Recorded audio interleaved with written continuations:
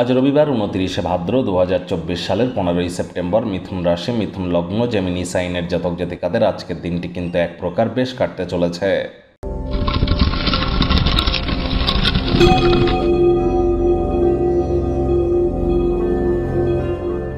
ভিডিওটির শুরুতেই স্ক্রিনে আপনারা দেখতে পাচ্ছেন সূর্যদেবের প্রণাম মন্ত্র।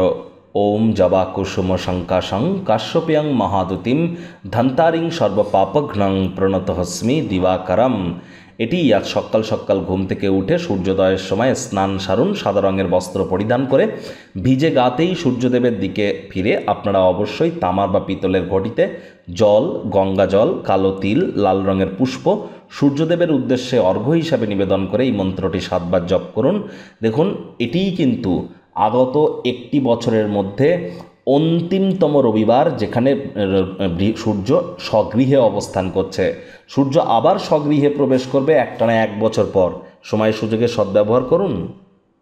ভাগ্য মিটার আজ আপনাদের বলছে 7.5 আউট অফ 10 ভাগ্য আপনাদের অনুকূলেই থাকবে, তবে স্বাস্থ্য এবং পরিবার এই দুই ব্যাপারেই আপনাদেরকে একটু সাবধানতা অবলম্বন করেই চলতে হবে। আজ অর্থগত ব্যাপারে আয় ইনকাম বাড়বে। নতুন উদ্যোগ পরিকল্পনার পাশাপাশি নতুন নির্মাণ কার্যের শুরুয়াত করা যেতেই পারে। অভিভাবক অভিভাবিকাদের সম্প্রসারিত সহযোগিতার সাথে আর্থিক ঝঞ্ঝাট থেকে আপনারা রিলিফ পাবেন। নতুন উদ্যোগ পরিকল্পনার পাশাপাশি নতুন নির্মাণ কার্যের শুরুয়াতও আজ করা যেতেই পারে। চাকরিজীবী যারা আছেন অফিসে কম কথা বলে কাজ বেশি করুন, মনের থেকে মস্তিষ্ককে বেশি দাম দিন। কোনো প্রকার অফিস পলিটিক্স বা গসিপিংয়ের অংশ যেন হবেন না, বসের কিন্তু কুনজরে পড়ে যেতে পারেন। রাজনীতিবিদ যারা আছেন জনসংযোগ বৃদ্ধি করুন, কঠোর কায়িক পরিশ্রমের কোনো বিকল্পই কিন্তু নেই। শিক্ষার্থী বিদ্যার্থীরা যে কোনো প্রকার পরীক্ষা প্রতিযোগিতায় অবশ্যই সফলতা অর্জন করবেন।